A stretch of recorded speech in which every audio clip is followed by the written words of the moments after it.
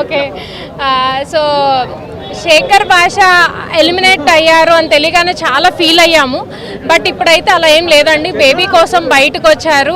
Maybe బేబీని చూసి మళ్ళీ డెఫినెట్గా వైల్డ్ కార్డ్ ఎంట్రీ త్రూ లోపలికి వెళ్తారేమో అని అనుకుంటున్నాను.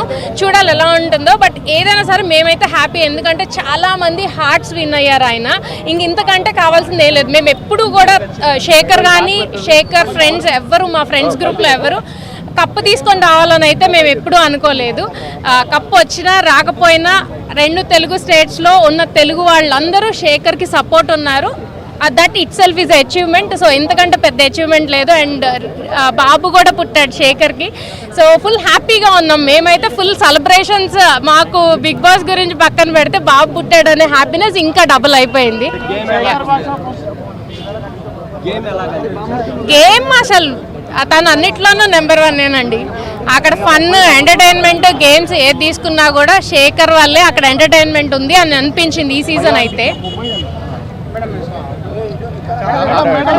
To be honest, Bigg Boss down అని కూడా వస్తున్నాయి మా గ్రూప్స్లో శేఖర్ భాష లేకపోవడం వల్ల.